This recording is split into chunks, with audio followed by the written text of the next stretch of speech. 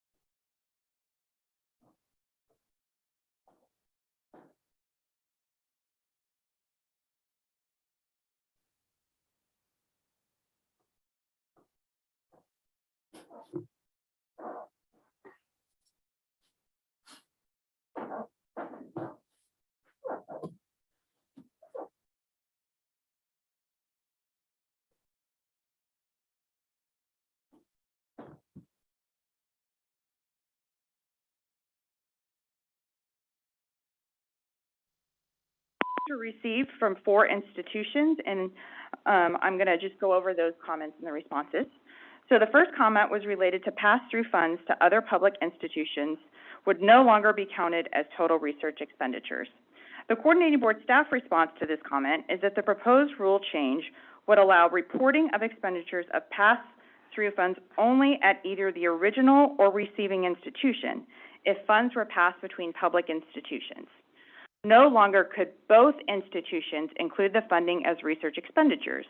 While such occurrences are rare and amounts are typically small, the proposed amendment would further reduce the chance of double counting. The second comment received was regarding the National Center for Education Statistics nationwide survey of research expenditures, which allows counting of pass-through funds. The staff response to this comment is that the national and Texas surveys do not use a one-to-one equivalent methodology. The proposed rule change continues to allow counting of pass-through funds to entities other than Texas public institutions. The third comment received was related to the National Research University Fund, or NRUF. The comment indicated that a set of different criteria for the allocation of research funds and maintenance of national standards should be encouraged. The staff response to this concern is that the competitiveness for NRUF does not come into play as a result of this rule change. The standards and accounting methods for restricted research expenditures already prohibit double counting of pass-through funds between institutions competing for the same state dollars. The last comment was that the proposed amendment to the rule would discourage collaboration and interdisciplinary and collaborative research across Texas institutions. The coordinating board staff does not think a more accurate counting of research expenditures would inhibit collaboration among institutions. Researchers who collaborate within and between institutions are concerned about the grant amounts awarded to each investigator and may not necessarily be concerned about institutional research expenditures used for formula distribution of state appropriations. The coordinating board staff does not recommend any changes to the proposed rules based upon the comments that were submitted. That concludes my remarks. Happy to answer any questions. Thank you. Members, any questions? Okay, hearing none, do I have a motion to adopt the proposed amendment to the board rules 13.303 concerning total research expenditures? May I have a motion? May I have a second? Second. Okay, it's been moved and seconded. Is there any discussion? Hearing none, all in favor say aye. Aye. Aye. Motion passes. Anybody opposed? Now the motion passes. Okay. Okay. Next on the agenda, we are going to circle back to agenda item 5J3. We do have representatives from the institutions on Zoom, and this agenda item J3, is consideration and possible action to approve the request from Stephen F. Austin State University for a Bachelor's of Science, a BS, in Electrical Engineering, Dr. Mark Guidry, Provost, Associate Provost, and Dr. Matthew Beauregard, Chair, Department of Physics, and Dr. Lorenzo Smith, Provost and Executive Vice President for Academic Affairs, will be available for questions and comments. Elizabeth Mayer will present this item and be available for questions as well. Elizabeth? Stephen F. Austin State University is seeking approval to offer a Bachelor of Science degree program in electrical engineering. The proposed program would require 126 semester credit hours and would begin in the fall of 2022. The proposed program would be offered face-to-face to students in Nacogdoches. In addition to conventional courses in electrical engineering, the institution is proposing a curriculum with 2 capstone courses for prototype construction and testing in the 4th year that will promote collaboration across engineering disciplines. The program would build upon the electrical engineering concentration currently offered as part of the institution's BS program in engineering physics, which is accredited by the Accreditation Board for Engineering and Technology, or ABET. The institution has sufficient faculty and support staff in place to begin the proposed program. 2 additional core faculty members will be hired in the 2nd and 4th years. The institution will seek accreditation for its electrical engineering degree program from ABET upon graduation of its first cohort. And that concludes my remarks. All right, thank you. Dr. Guidry, Dr. Beauregard, or Dr. Lorenzo, would you guys like to make comments? First of all, thank you for being able to jump onto the Zoom call, and we typically like to hear comments from the institutions. We know all of the programs that you guys put forward are important, and we know we didn't want to be remiss and not hear from you before we move it to the full board. So. Thank you very much, Madam Chair. First, I want to apologize for the mix-up that we had on our part. We will be there tomorrow, but again, we know that your time is very valuable, and we are very, very sorry for the inconvenience, and very thankful for the opportunity to speak with you this afternoon. At this point, I'd like to ask Dr. Guidry or Dr. Matthew Beauregard to offer some opening remarks. Maybe I'll start with Dr. Guidry in terms of some information he wants to provide.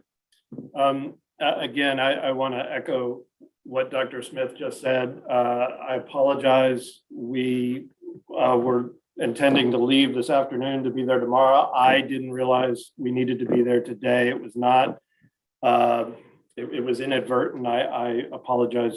And in no way did we mean to disrespect you. Are the importance of this occasion. These degree programs or these proposals are very important to us. We've been working on them for years. They build on our engineering physics degree, which has been quite successful, and Dr. Beauregard can talk about that.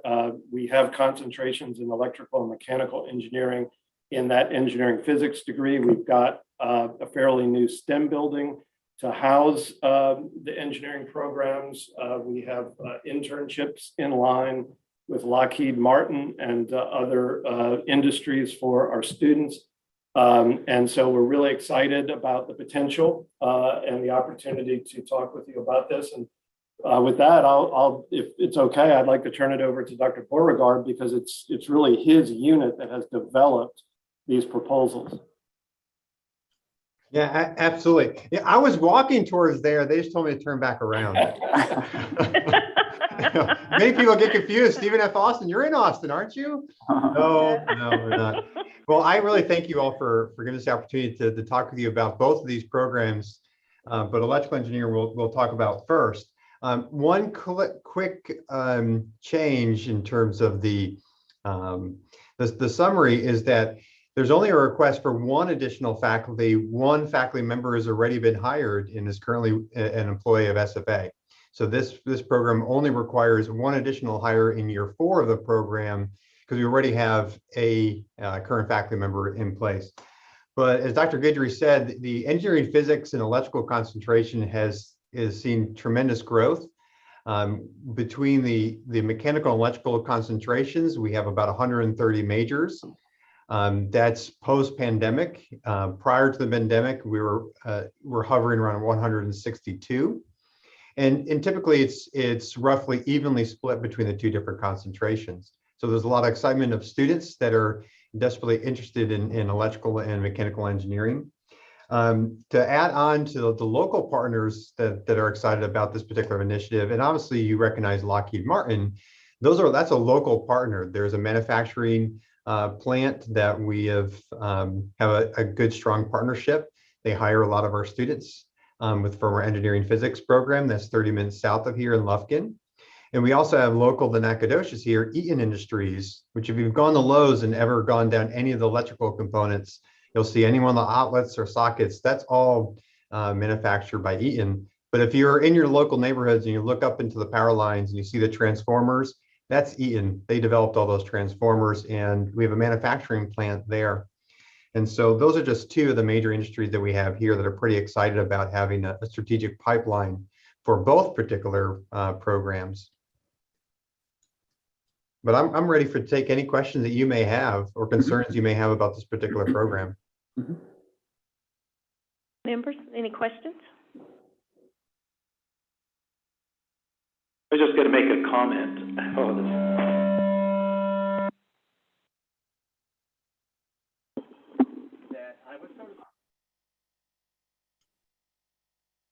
Hold on, your microphone is still dead.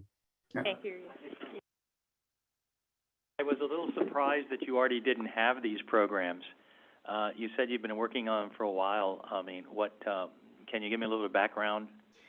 Absolutely. So engineering physics was always a stepping stone to be able to get a electrical and mechanical engineering program. Historically, we have a physics program in the department, and it was a physics and pre-engineering program. So students would come here, take their first 2 years, then most likely transfer out. Historically, they didn't transfer out. They would stay at SFA and they would finish up with some sort of degree here. And so the engineering physics was streamlined with the physics program.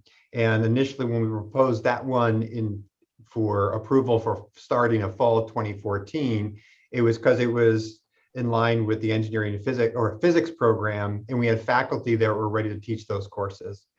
So Fred, you bring up a great comment, is the electrical engineering degree now, it does require electrical engineering faculty, and which we now have in place. And in 2014, we didn't have that in place. And the next avenue would have been keeping something that is slightly close to the physics program. Thank you. And we were also working on getting, at the time, what was a TRB in place for our STEM building, which was completed a few years ago. So that was not originally in place when we started engineering physics. And when we worked on the ABET accreditation for engineering physics, that was part of the understanding with ABET, is that we would be developing full-blown bachelors of science in both mechanical and electrical. And so it has been gradual. It's taken a few years, but we feel like we're finally in place, to be able to do these things at a quality level. And that's a good comment. Just to add on, is that a big difference 2014 versus now is there are multiple electrical engineering laboratories, research laboratories, as well as instructional laboratories for the electrical engineering courses that are required for the engineering physics with electrical concentration. I have a question. You mentioned about you are getting some electrical engineering faculty, but assuming that the first few years your degree still, all the classes probably were still taught mostly by the physics professor, is it? No, that's incorrect. We have 2 PhD electrical engineering faculty currently.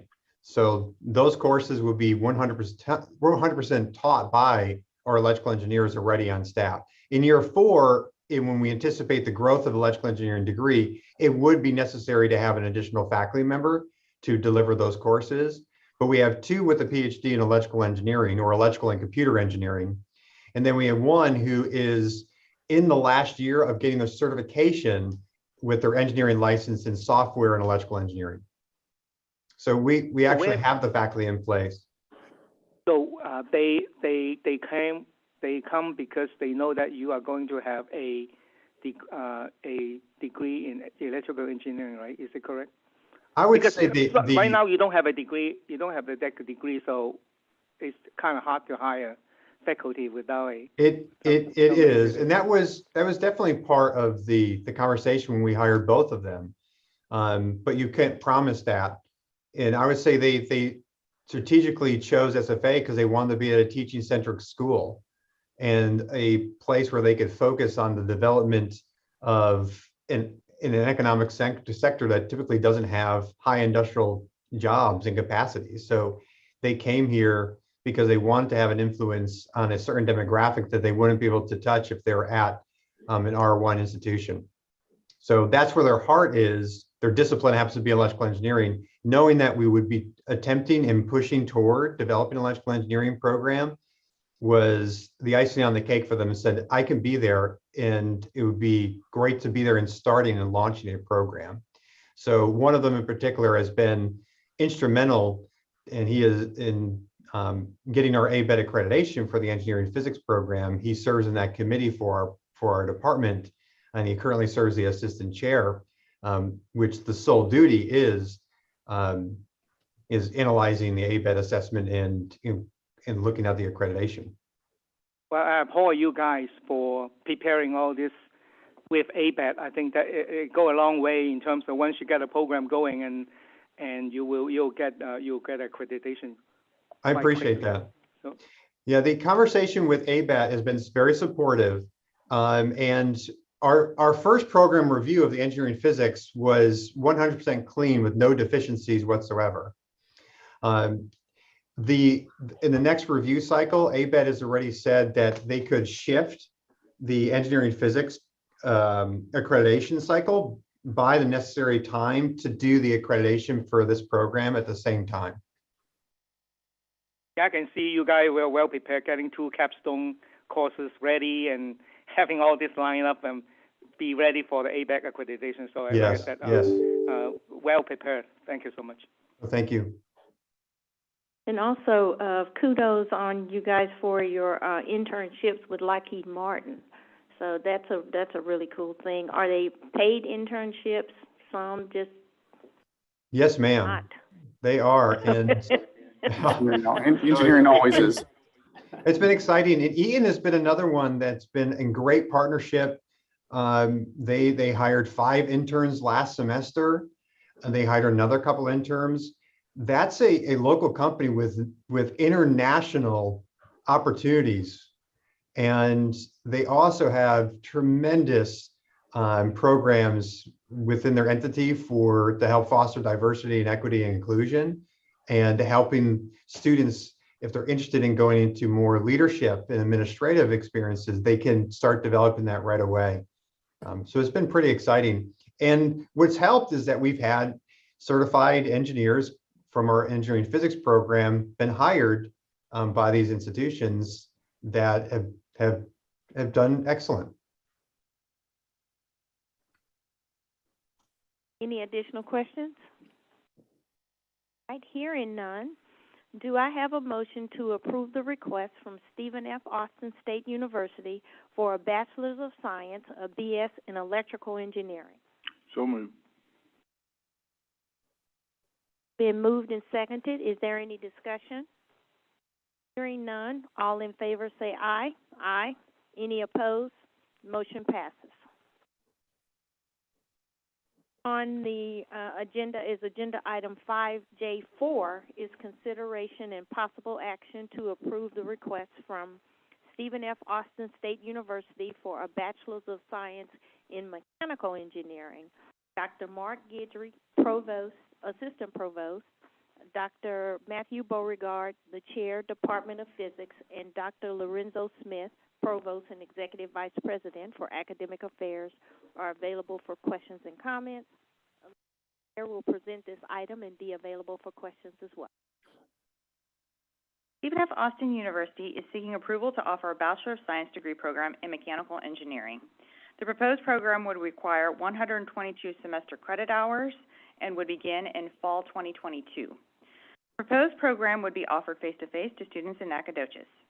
In addition to conventional courses in mechanical engineering, the institution is proposing a curriculum with 2 capstone courses for applying engineering standards and principles in a design project. The program would build upon the mechanical engineering concentration currently offered as part of Stephen F. Austin State University's BS program in engineering physics, which I mentioned for the previous proposal is accredited by ABET. The institution has sufficient faculty and support staff in place to begin the proposed program. 2 additional core faculty members will be hired in the 2nd and 4th years.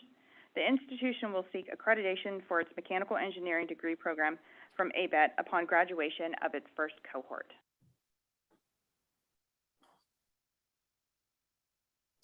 Representatives, would you guys like to make remarks on this one? Yes, I'll just start out and then probably defer to Matthew, but I would say this is just a really good example of a good complement to the EE degree. And if you had to start a set of programs, it would be mechanical engineering and electrical engineering. So we think we're off to a really good start. And as Dr. Beauregard will explain, for a lot of the reasons that we explained, that we introduced for the electrical engineering, the same applies, or most of it applies to mechanical. Matthew? Yeah, this is where I wanted to take an opportunity to talk about the uniqueness of the engineering physics program, is that in 2014, when we had that particular program was approved, it wedded the 2 programs together. And the big push, of course, in higher education is wedding programs together and fostering collaborative interdisciplinary research and study for our students to develop high impact practices and really give them a true industrial experience when they're here getting their education. And we have the opportunity to continue to do that because we've had collaboration between our mechanical and electrical engineers on staff through the entire development of this program.